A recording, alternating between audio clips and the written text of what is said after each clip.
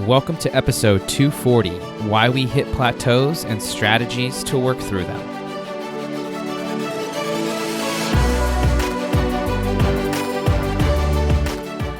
Welcome to the Be That 1% podcast. I'm your host, James Silvis, mindset specialist and performance coach. And here on the show, I'm going to challenge you to think deeper, commit to greatness, and develop a stronger mindset. You'll hear stories from those who are living life on their terms, and you'll receive strategies that will help you level up. So the question is, are you ready to be your own 1%? Let's get started.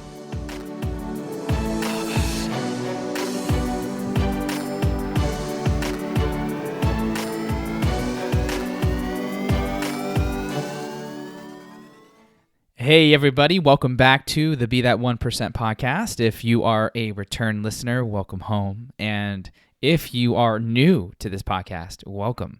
This is a podcast designed to help you grow into the version of yourself that you want to be, to live life on your terms and to be your own 1%.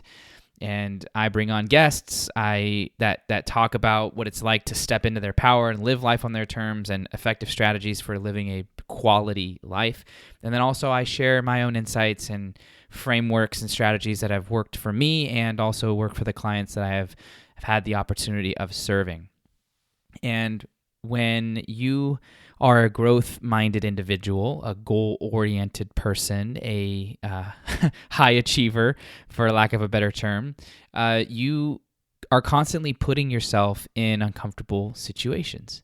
And when that happens, a common thing that could be experienced is a plateau, right? Plateaus. For the definition, people out there that want to know, well, so what exactly is it? It's a moment or a period of time where momentum slows, progress halts, or there's a decrease in performance. Some of you have probably heard of like physical plateaus, like when you're in the gym and regardless of how much you're training, you're just not getting stronger, bigger, faster, whatever. But we also have plateaus in our relationships, plateaus in our business, plateaus in our skill development. Plateaus are actually a part of the growth process. And depending on our strategies, depending on our self-awareness, dictates how long we stay there. And if you're not very self-aware or you're not very equipped with tools, or you may know tools but you're not using them when you're in plateaus, then you're going to stay in them longer, spinning your wheels, burning out, feeling frustrated, and not remaining consistent in the areas that you want to show up consistently in. And so my plan with this episode is to share a little bit about the plateaus and how they show up and what are some common ways that they get created, and then also some what to do about it, like how to navigate it. I also want to make an announcement to all of you that I recently became one of the newest experts on the Do You Mind app. That's MINE''D. Do You Mind? It's an incredible emotional intelligence, emotional wellness app where they bring in the top coaches, therapists, leaders in the game to bring you exclusive content on demand. And in their community, in their app, they have journal prompts, daily quotes, just a community to support you on your personal development journey. And I'm honored to be selected and to be a part of that community now. And so if you want to dive deeper into just about anything that human beings can struggle with, whether it's relationships, for some of you who are following me probably know Mark Groves. He's the creator of it. So we have tons of relationship, strategies and frameworks and mentality shifts. Then you have a little bit of business, you have mindset, which I bring, and confidence building, and just basically helping you become a greater version of yourself, or the version of you that you want to be that you may be struggling to become. So if that sounds like something you want to do, then join me over there on Do You Mind? I'll put the link here in the show notes so that you can find that easy. And try it out. right? If you don't like it, hey, no worries, but at least give it a shot. I mean, this is one of the best platforms that I've seen to support you mentally and emotionally with everything that you might be going through. So, all right, plateaus. Why do they happen? Well, I'm going to share with you 3 ways that they happen. I go into detail on this in the app, and there's some great questions that were asked that we were able to formulate a discussion around. So if you want to go deeper with this, that's where you can find it. But common reasons why this happens. The first the first kind of common reason here is that there's too much energy expenditure that leads to these stuck points, right? This is where you burn yourself out. There's no boundaries. You haven't enforced any boundaries, and you have little to no recovery. Your people-pleasing tendencies come up, and you take on too much. Even though you're tired, you're depleted, you have no time, you still commit and say yes. And maybe there's a fear of letting people down, fear of being seen a certain way, so you overcompensate, right? But that is one of the major contributors to getting stuck and plateauing, is not being able to manage your energy effectively. And so many times people will say time management is important, and it is important, and we should become better with our time. But even more important than that is energy management, because you can have the time but not the energy. So where is your energy going? And it isn't until you energy audit yourself, right? Like the same way you would do for your money, that you're like, man, I really need to put a line in the sand here. I am overstretching myself and I cannot keep this up. This is not a sustainable strategy. Just because someone asks me if I could do something, I'm talking to myself, doesn't mean that you should always say yes. Even though you know that by saying yes, you're acting in service, that someone else will benefit, that all may be true. But first, you have to check with your own battery. The same way you charge your phone is the same way you need to charge yourself. And if you don't have anything in place to do that, and all you're doing is giving, and putting out, then, and not regenerating any of that, then I can, as well as you, can probably predict where you're going to be. And it's not going to be a place that you want to be. So we need to get better at creating those boundaries, having conversations, and really loving ourselves enough to say no. There is power in no. And no doesn't make you a bad person. No doesn't make you mean. And if someone interprets that, that's probably more so on them than it is on you. When you say no, people respect you more. And they start treating you with respect because they know that your time is valuable, and that if you say yes, it's a real yes, not a yes because you're a fear of what other people will think of you. Right? Number 2, conversations aren't being had. This is the number 2 reason why plateaus can occur in any area. Right? Another way of, so I'll pause here, and I just want to say plateaus, I want you to think of plateaus as invitations, okay? This is a part of the growth process. So it's not like because you're in a plateau doesn't mean that you're bad or that you're something's wrong with you. It's part of it. But it's also an invitation to say, pause. Let me take an audit. Let me recalibrate. Let me go inside and sense what is needed, right? That's what plateaus are. There's something that's not in harmony. There's an imbalance somewhere that needs to be corrected, or else you're going to be in a very miserable place. And so, one of those is the boundaries, the energy expenditure, saying yes to too much, right? The second thing is the conversations aren't being had. So an example would be in a relationship. If you're afraid to share your feelings or your truth and instead hold on to it, pretending that it doesn't exist or that you're wrong for saying that, then you can become disconnected in that relationship, and you just end up going through the motions, becoming zombie-like, robotic. Intimacy suffers. Days become monotonous. You don't express how you feel, what you need, and how you can help, or where you need help, right? And that creates a block.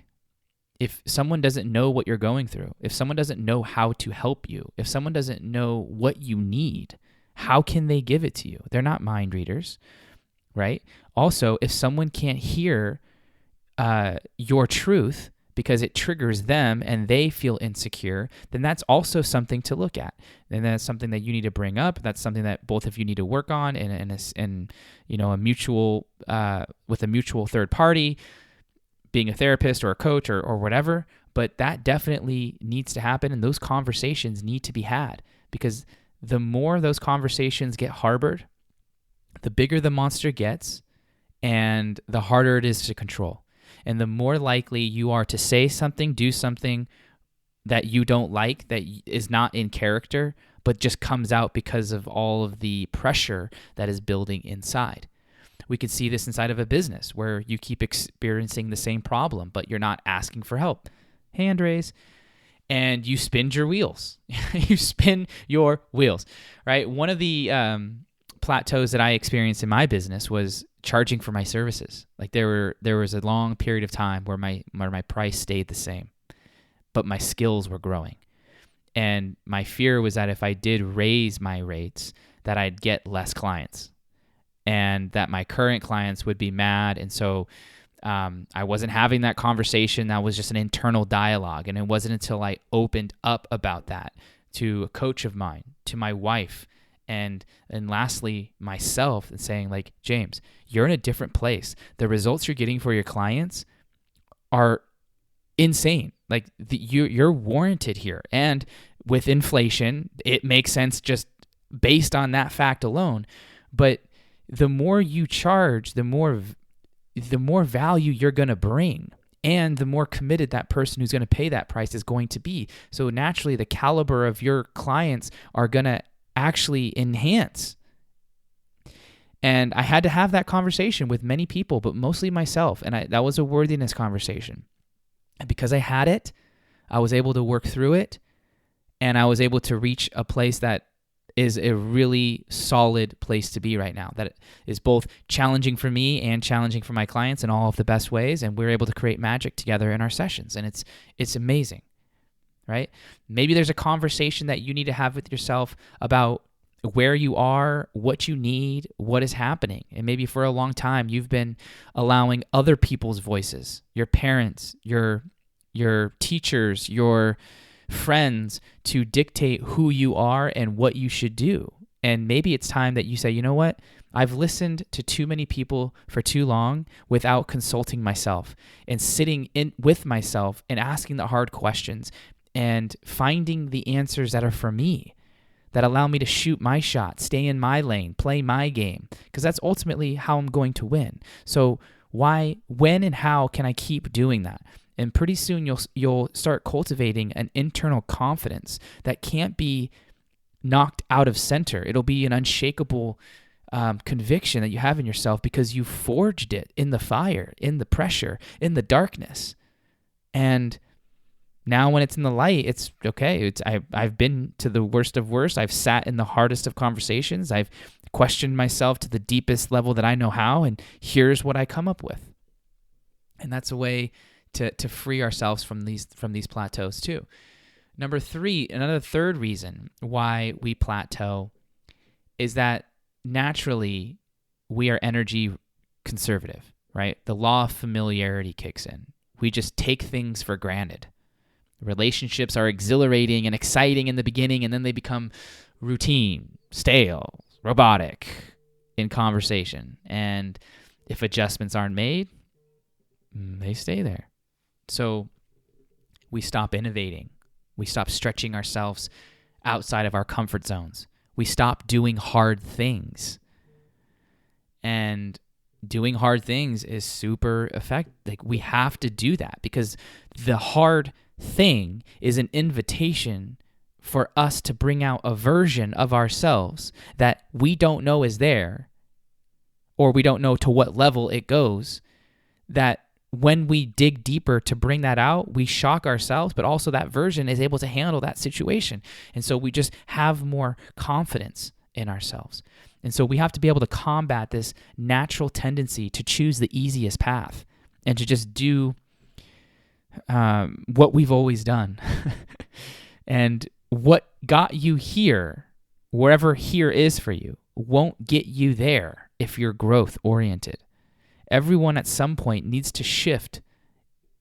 That could be micro shifts or macro shifts, but shifts nonetheless. There are fundamental principles that help, yes, but also there's layers to each of those, which is also levels. And the deeper you go, the more you understand, the more patterns you see, the more gaps you see that you need to bridge so that your skill can grow and your mindset can grow. But all of that requires you to not settle.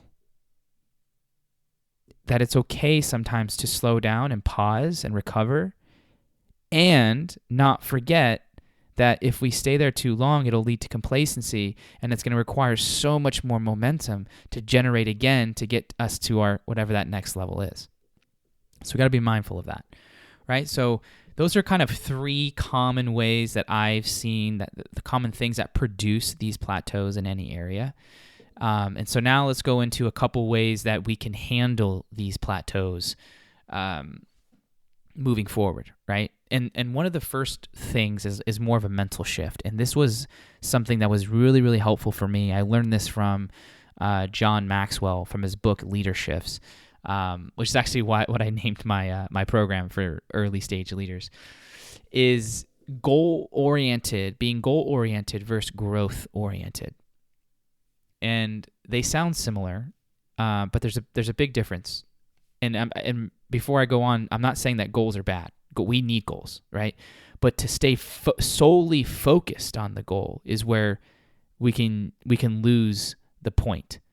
Okay, so goal-oriented people typically will say, "I have to achieve the goal. I have to. I have to get whatever it is that I am setting out to do." There's an emphasis on status and position and money and domination of getting to the goal, right? And that's the only focus. And then you get the goal, and then there's like this refractory period where you're like, finally, I got it. Life is better now, because that's what we had to tell ourselves, that once we get the thing, that life would be better. And so we get it, and life is better for about a day, and then we like regulate to that, and then it's like, okay, what's next? And then we have to like regenerate that energy again, because we waited until the goal was achieved to have this massive dopamine drop and this like pat on the back, and we couldn't pat ourselves back up until that point. This is how most people think, until that goal was achieved. And then boom, massive dopamine. Oh, okay, good. Gosh. Okay. Now what's next? Well, I don't know. I haven't thought this far. So now you got to think about something else, and that kind of process continues. Whereas goal-oriented or growth-oriented is focusing on one fundamental question: is how far can I go? That yes, the goals are important, but it's more so, what am I doing along the journey? What's the process day in and day out that I'm measuring my growth against? Did I grow today? That is the win. Did my character strength today get stronger today? Yes, that's the win. That there's not long periods of waiting time before you reward yourself. There's immediate reward based on the progress you're making now, today, that ultimately leads to the fruition of that goal happening and becoming a reality. But it's at that point, it's not even about the goal. It's about, how far can I take this? How good can I get at listening? How good can I get at sales? How great can I be at having more meaningful conversations? How deep can I take my craft? Like, it's this never-ending, lifelong learning type philosophy. And the cool thing about shifting this is that the point becomes progress, not perfection, right? And it, instead of goal setting being the focal point, it then shifts really to habit setting. What are the actions that I can do day in and day out and fall in love with just by doing the action? That if I were to just do the action, it would actually make the goal happen in time, and also help me realize how far I can go with the thing that I'm committing to. And this has helped me so much. just reframe the journey, because I can get in my head about like, oh, I'm not achieving my goal, therefore there's something wrong with me. But really, when I focused it on the behaviors, which is much more in my control and something I can do like right now, then I appreciate the habits, the actions more. I'm able to differentiate the nuances and the subtleties of it because I'm paying more attention to it, as opposed to just focus on the goal and the goal and the goal and the goal, which is helpful in certain situations. But I find that the day-to-day, here's what I want to get better in action-wise. Did I get better in this? Yes. To be so effective. So hopefully that helps. The other thing, the second thing I would say is changing your environments, like your space and your people, right? If you work at home, maybe going in the office. If you work at the office, going at home. If you're working at home, actually just getting ready, putting shoes on, putting makeup on, even though you're working on the computer. Like these little psychological tricks that can help you perceive your work differently based on how you feel or how different the environment is. Turning on different lights, lighting candles for scents to awaken certain senses. Like these are just ways of changing what you're already doing, but just doing it in a different way. Instead of having a meeting in the office, going for a walk during a meeting, right? Think different things, right? And then people, get in different social circles. Sometimes we hear the same voices and we know our friends so well, which is a beautiful thing, but it also can keep us in the same thought, which may not be a bad thing. But when we're in a plateau, we need to get some innovative new perspective. And so that might mean you seeing a therapist. That might mean getting a coach. That might mean calling a friend that you don't normally conversate with and going out for dinner, or just having a phone call. Just getting around different people in different social circles, and appreciate it, because they'll teach you something. You'll learn something from that then you'll take from, and you'll be like, oh my gosh, that I actually figured out how to solve that problem at work because I was able to see something different or put myself in a different situation. And the last thing I'll share here is doing simple better. It's one of my favorite quotes. Do simple better. More is not always better. And sometimes we put things on our list that don't need to be there, so that when we do them, we feel better about crossing them off the list. Well, if we only have a certain amount of time per day, we got to do the most meaningful and most purpose-filled tasks to move the needle in whatever direction it is, whether that's in a relationship, with our bodies, or at work. So we have to put the most important things on our list first, or priority, before other less important, less meaningful tasks.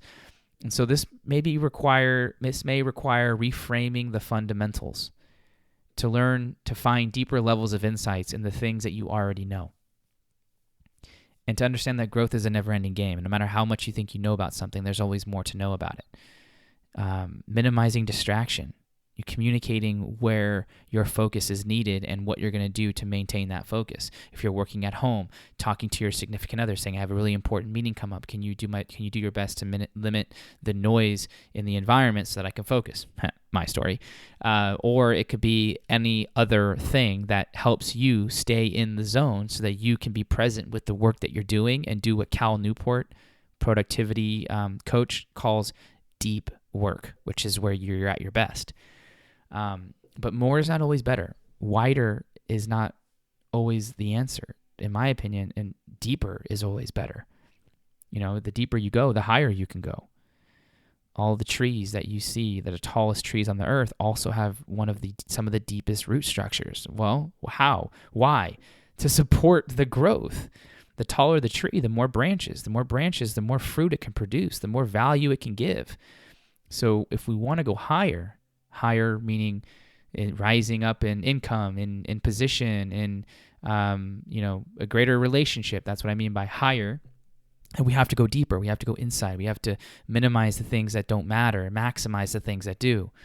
And if you could do that with your calendar, with your schedule, and you can communicate that to the people that are important to you, that interact with you on a day-to-day basis, whether at work or in your personal relationships, this is going to be a game changer for you. So just because some shiny new thing comes up doesn't mean you always have to say yes to it. Like we talked about earlier, do simple better. How can I love my wife better? How can I be more present with my kid as he's playing in the sand?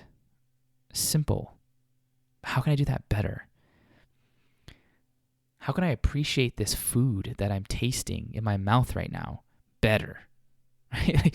Simple. Let's not overcomplicate it, because complexity produces inaction almost every time, right? So let's keep it simple. But if you want more of this, definitely check out the Mind app, which I'll tag in the link in the show notes. It's a really amazing platform to help you grow and reach new levels of you. And as always, thank you for being a part of this community, part of the Be That 1% family. Always love having you here, listening, sharing the episodes, and commenting on Instagram and wherever you are listening. So thank you. I appreciate you, and I'll talk to you soon.